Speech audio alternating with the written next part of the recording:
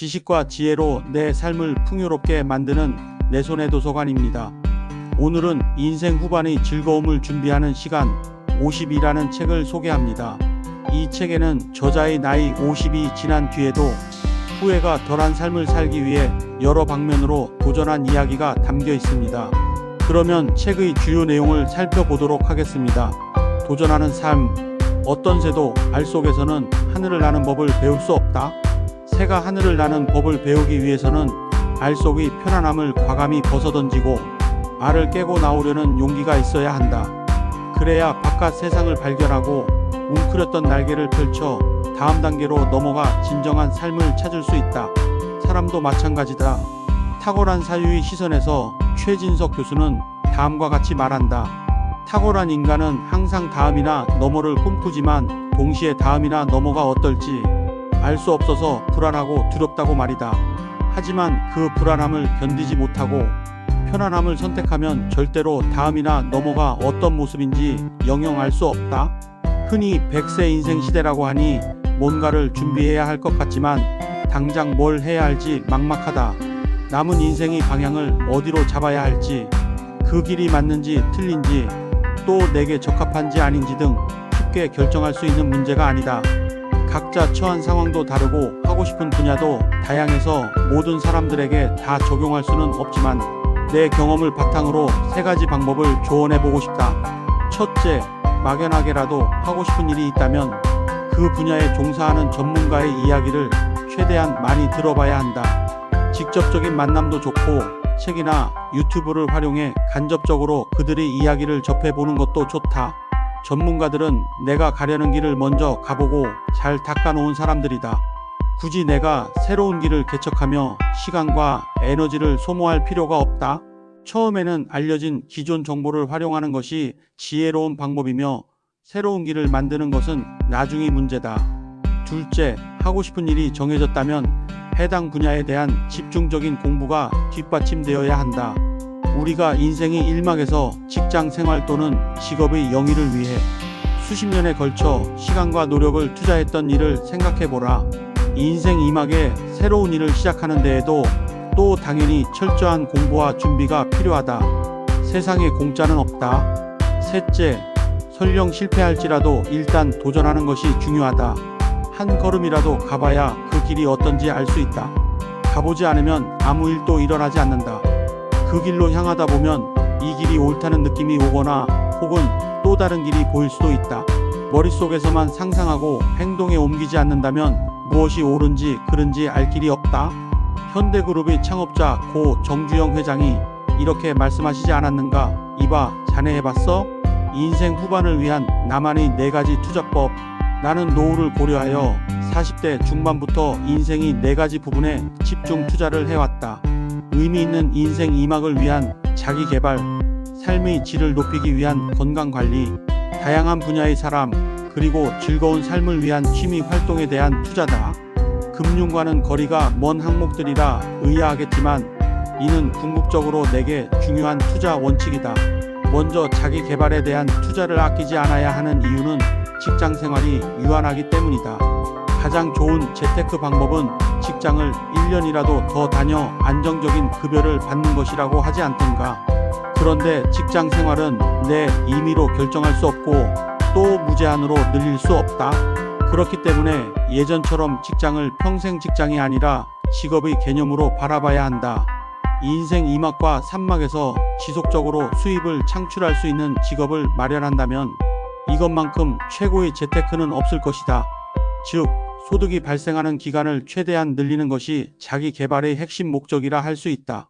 그 직업이 지금까지 해왔던 일의 연장선상에서 찾을 수도 있고 전혀 다른 분야에서 찾을 수도 있다. 나는 한국어 교원 자격증과 다문화 사회 전문가 수료증을 획득해 지금까지와는 전혀 다른 인생을 준비하는 중이다. 향후 해외에 있는 세종학당에 나가 한국어 교원으로 활동하는 꿈을 이루기 위해 외국어 공부도 손에서 놓지 않고 있다. 더불어 자격증보다 더 중요하게 여기는 자기 개발 활동은 독서다. 급변하는 세상에 대한 통찰력과 아이디어를 얻기 위해 매년 50권 내외의 책을 읽는다. 독서는 삶에 대한 지식과 지혜를 얻을 수 있는 최고의 자기 개발 활동이라 생각한다. 그래서 나는 책을 읽고 나면 항상 독서 기록을 남겨서 강의 자료나 글쓰기에 활용하기도 한다. 독서는 모든 활동이 자양분이 된다. 두 번째로 나는 건강관리에 매우 진심이다. 건강하지 않으면 기본적으로 삶의 질이 낮아진다. 아픈 몸으로는 어떤 활동도 제대로 하기 어려워 모든 일에서 의욕이 감소될 수밖에 없다. 그래서 40대부터 등산, 걷기 등의 운동을 꾸준히 하고 있다. 추가로 모든 성인병의 시발점인 비만을 방지하기 위해 식단도 꽤나 엄격하게 관리하고 있다. 2019년을 기준으로 우리나라 국민의 1인 평균 본인 의료비 부담액이 73만 원이라고 한다. 평균 금액이니 실제로 부담하는 금액은 더 큰 차이가 있을 것이다. 문제는 연평균 증가율이다. OECD 평균 증가율이 4.4%인데 비해 우리나라는 그 2배 수준인 8.7%이다. 급속도로 진행되는 인구 고령화의 영향이 큰 것으로 보이며 이 수치는 당분간 계속 증가할 가능성이 크다. 이 인생의 후반전에서는 지속적인 수입의 창출 못지않게 비용의 최소화가 중요하다. 섭생법이라는 말이 있다. 병에 걸리지 않도록 건강관리를 잘해서 오래 살기를 꾀하는 방법이란 뜻이다. 보험이 모든 병원비를 전부 대체할 수도 없을 뿐더러 삶의 질을 보장하지 않는다. 따라서 지속적이고 체계적인 건강관리를 통해 의료비 지출을 최소화하는 것 역시 하나의 중요한 재테크 수단인 셈이다. 셋째로 다양한 분야의 사람들에게 투자한다. 이때 투자한다는 것은 돈을 소비한다는 의미가 아니다. 시간과 관심 그리고 애정을 투자하는 것이다. 사회활동을 하다 보면 자연히 다양한 관계가 만들어지게 된다. 보통 비즈니스 관계는 거래가 끊어지면 자연히 멀어질 확률이 높다. 하지만 서로 신뢰와 우정을 주고받는 관계라면 거래 여부와 관계없이 길게 이어질 수도 있다. 가능한 여러 분야에 걸쳐 관계의 폭이 넓어질수록 좋다는 건 말할 것도 없다. 인생이 길어진 만큼 우리 삶이 다양한 이유로 얽히는 사람들이 많다. 적시적소에 필요한 도움을 주고 받을 수 있는 친구는 큰 자산이다. 그 사람이 없을 경우에 투입되는 물리적 시간과 금전적 비용을 생각하면 사람들과의 관계를 관리하는 것도 엄청난 재테크 수단이다. 인간은 혼자 살아갈 수 없는 데다. 사회가 점점 복잡하게 변하면서 내가 직접 해결할 수 있는 영역이 줄어들고 있다. 하지만 내가 알지 못하는 분야에 종사하는 전문가 친구가 있다면 든든한 조력자를 두는 셈이다. 종잣돈을 모으는 것에서 인생 2막의 삶을 함께 나눌 수 있는 사람을 다양하게 사귀어보자.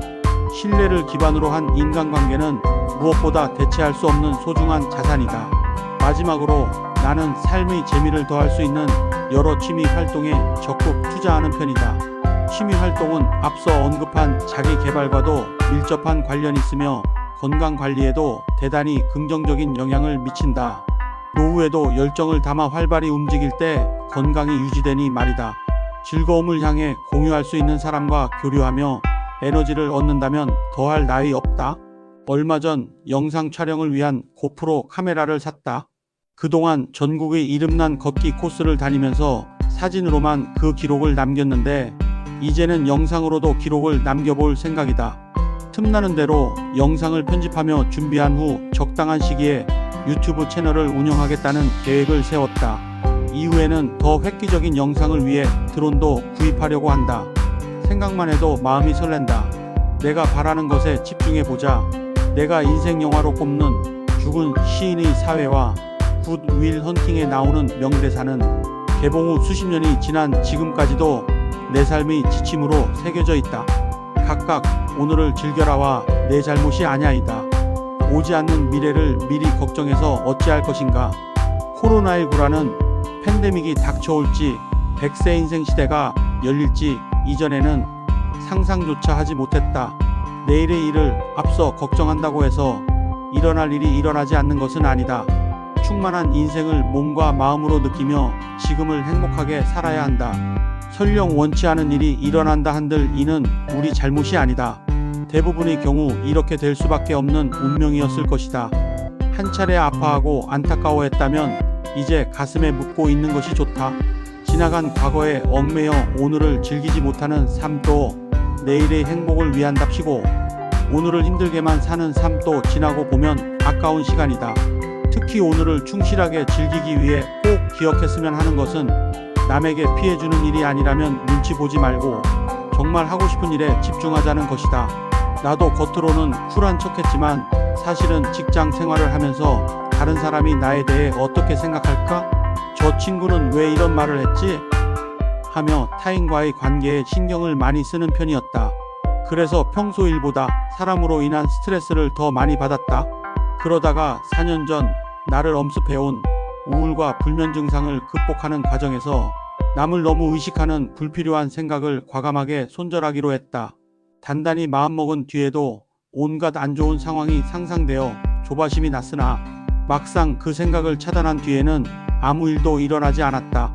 사실 내가 어떤 옷을 입고 얼마나 살이 쪘는지 남들은 아예 신경도 안 쓰거나 내가 지나치게 신경 쓰고 있었던 일이 상대방에게는 아무것도 아닐 때도 많았다. 그걸 깨닫고 나니 삶이 너무나 행복해졌다. 나는 앞으로도 남에게 폐가 되지 않는 선에서 하고 싶은 방식대로 하고 싶은 것을 다 하면서 살기로 했다. 남들이 정해놓은 기준이 아닌 내가 정한 기준대로 살 것이다.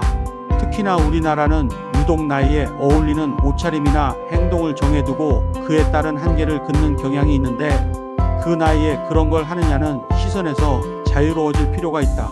누가 뭐라든 내 인생은 내 것이다. 내가 내린 결정으로 때로는 잘못될 수도 있고 때로는 뜻밖의 행운으로 이어질 수 있다. 어느 쪽이든 괜찮다. 그것이 자유로운 인생이라고 생각한다. 요약. 양성필 저자는 개인의 경험과 사례를 바탕으로 50대는 다시 시작할 수 있는 시기라고 강조하며 독자들에게 실천 가능한 습관과 유연한 라이프 스타일 전환을 권장합니다. 특히 독서, 걷기, 마음챙김, 버킷리스트 작성, 부캐 시도 등 소소하지만 효과적인 방법들이 구체적으로 제시된 점이 인상적입니다.